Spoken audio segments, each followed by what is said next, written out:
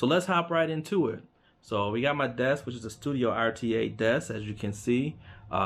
Really nice size, a really great desk. Has a couple racks, some racks on that side, some racks on the other side. You really can't see it because the push is in the way. It's big enough to house 2 monitors on it. You got the entire keyboard right there. So man, it's an awesome size desk. I love it, great quality. But let's hop into what's actually on the desk, right?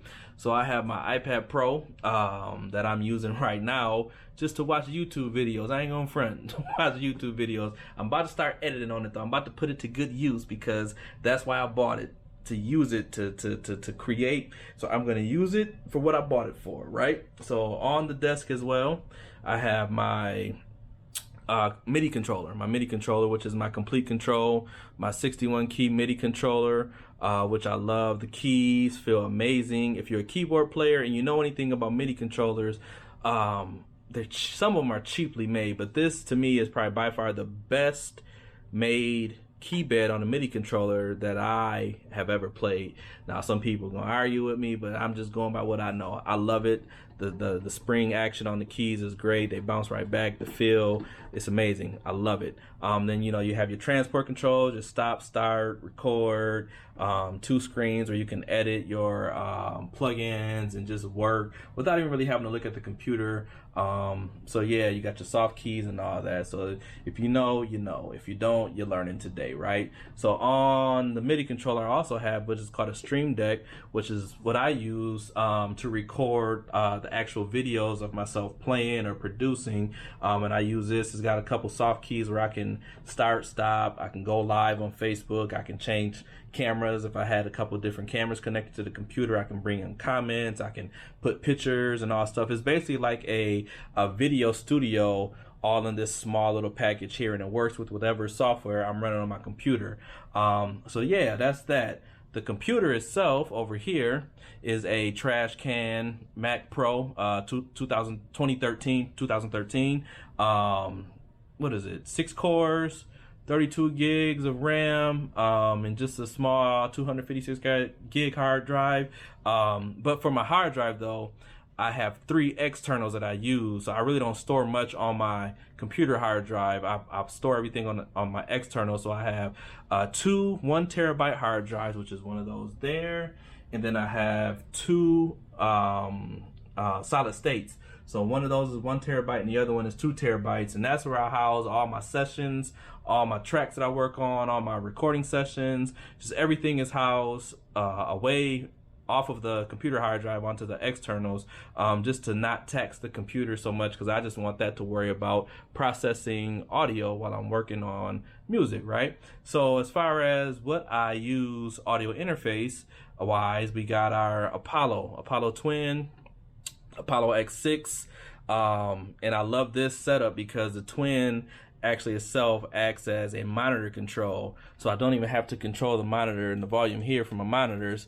I use this here, and this acts as a volume control and a monitor control, but I can also still use the inputs and the outputs on this as well. So it gave me an additional 2 microphone inputs, and I have 2 microphone inputs in there. And we'll get to the microphone stuff in a second.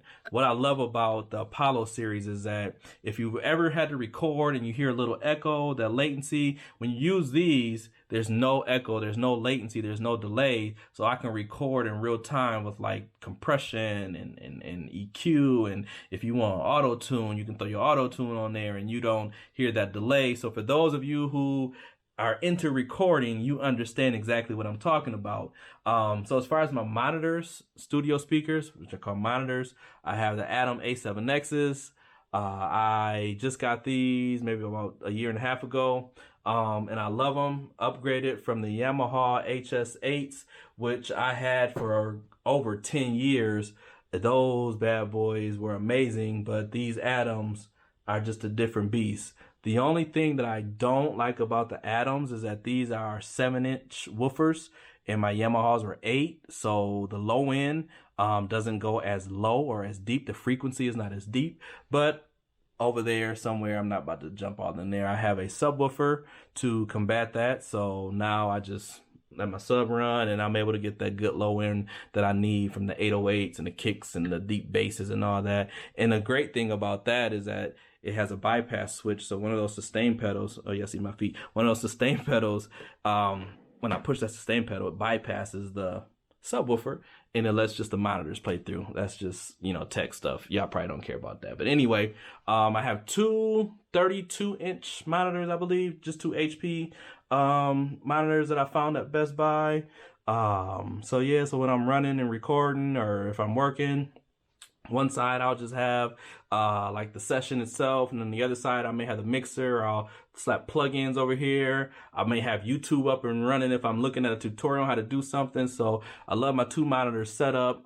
It's a lifesaver because working off one monitor, you don't have as much real estate, but with two, it gives you that extra screen real estate that you need. You feel me? So yeah, I love two monitors. What else do I have on my desk? So on my desk also, y'all seen Bobblehead LeBron. Unfortunately, he's on the injury reserve. Avery dropped him.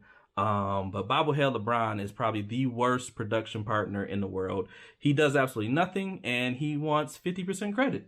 And we argue every time we record. So, I'm trying to get out of the contract that I signed with him, but it ain't looking too good. Him and Rich Paul, they got me. But yeah. So what else do I have? I have a Shure SM. If I can pull this up here.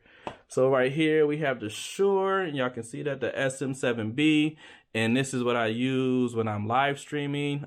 This is, if you know anything about microphones, this is probably one of the most coveted radio broadcast studio mics. Michael Jackson has recorded on the Shure. I mean, pretty much anybody you can name has used the Shure. Has a great sound. It's really rich. Sounds amazing.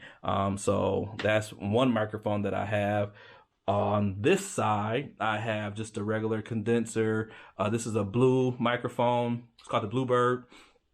I really like the Bluebird. Has really good sound as well. I use this when I'm just trying to get my Trey songs on, thinking I'm, working on my R&B album. You know what I mean? This is the mic I use.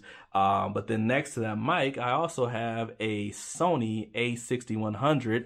So this camera, just got out the shop, long story. But this camera is what I use when I'm recording, making, the little YouTube clips, or not YouTube, but Instagram clips of myself playing or producing. So that's the camera I use for that. So that's connected with the not USB, with the HDMI, and that's going back here somewhere to a cam link, and that's connected there, and it's running on my software. So software wise, let's jump over here to the mic that I use to run sessions. So the mic that I have here is a Townsend Lab Spear.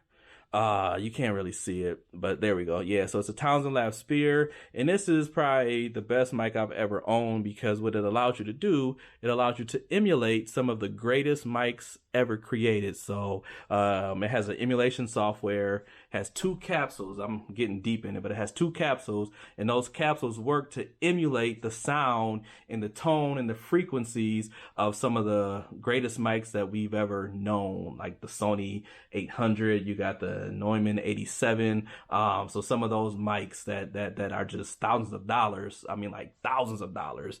This one mic emulates all of those, and it sounds pretty good. Behind the mic, I just have an Ashton Halo filter, and that just is a reflection filter to help, because I don't have a booth, because my room is too small for a booth, but my room is treated. So you can see that that's what those panels are. Just some treatment in the room to help with the echo and the reverb, and to help deaden the sound. But it also keeps the room, giving it life, right? But this little Ashton Halo reflection filter just helps to also deaden that mic sound, so I don't have so much reflection bouncing off the wall, right? So that's that. Just on a mic stand, just a regular mic stand, and I found at Guitar Center that I ended up buying. Got a couple pair of headphones. So all this stuff is running cables behind the television, going back to the computer. You see I got my fridge, ain't nothing in the fridge. And of course I got my hard hat, because I gotta rep consumers at all times. So let's talk software real quick. So the software that I use for production is Ableton Live. Yes, I'm Ableton gang all day, every day. I've become Ableton gang. But yo, I love Ableton. And you can see I got the Push 2, which is a controller specifically designed for Ableton. You can do your drums, you can do your keyboards, you can do all types of stuff. You can do any and everything on this thing. And I love Ableton because for me, it's really helping to push me outside the box of like how I would normally create, how I would normally produce. It's helping me be a lot more creative because it just forces you to do things that you wouldn't normally do. Like just playing just the way that you can manipulate the audio. Like, bro, like I can take, so I got that little loop, and if I wanted to, let me see if I can put my screen up, right? I could, okay, so there's my screen, right? So now I could take all of this just this quick, and I could just copy this down here, copy this down here, copy this down here, take that there, and I could do the drums the same way. Just take all these down here, bam. So now I've just created another part of the song, and I haven't even touched my keyboard again. So I'm gonna play this, right? And say on the next part, I don't want the kick. You know what I'm saying? I'm sorry, I don't want the bass line. I don't want these. And I don't want these. Now I hit play. I just created a verse that quick. You feel me? I could take that, copy that, and it's done. It's done. It's that simple. It's that simple. I love it. So it just helps me be a little bit more creative, especially just getting out of a creative funk, you know what I'm saying, and really trying to come out of a creative block. Ableton to me is that deal, because the way it manipulates audio, the way that you can just drag a loop in and it automatically time stretches right to your tempo without degrading the quality of the audio. Man, I love Ableton, and I push it. Like, all my producer friends, they get tired of me, but I tell them like, yo, like, y'all need to check out Ableton because it's really it's a game changer. So that's just the production software I use. I mean, I got all types of VSTs. Some of my favorites, of course, is Omnisphere. I got Omnisphere in here. Keyscape. Falling in love with the Arteria Analog Lab, their whole suite, all their pianos, synthesizers, man, everything. I'm falling in love with those. I got a couple, secrets in here. Some stuff that I done got that I've had for years that, like, if I probably could never find it again. But Omnisphere is probably, of course, Native Instruments, Contact. I love Contact. What else? Contact. Just their whole Native Instruments, all of that. I said that already. What else? I got Gladiator. I love Gladiator. Letra X. And I got a few more secrets in here that I can't give away right now on the first video, but I definitely plan on kind of diving into some more stuff that I use, some effects. So, and then another thing with Ableton too, so it helps you stay on the move. So I got a folder just for VSTs, right? Let me pull up my screen again. So I got a folder just for VSTs of all my favorite VSTs and the ones that I use. Then I got a folder for effects that I use on a daily basis. You feel me? So like all the go-to effects that I want to use. Then I got a folder like if I want to go through some loops, or maybe I'm looking for some sounds or some samples or something that I like. I got a folder of like favorite loops, things that I found that I like. Yo, I love that. I got another folder like for favorite loops, things that I found that I love, that I like that. Then you keep going. So now it just keeps all your content just like in a really good place, in a really easily accessible place is what I want to say. So I got my drum kits that I use the most. I got a folder for guitars. I got a folder for like, random loops. I mean, I got this, all my stuff is like literally right here right on the same screen. So if I find a loop that I like, or say I find a drum kit that I like, I can easily just take the sound and drag it right into Ableton, and it's there, with no searching forever, no hitting 20 buttons, anything like that. It's all right there. So but yeah, man, so I appreciate y'all for coming through, for just kicking it with me on my first official YouTube video. And I hope that y'all subscribe, y'all like the video.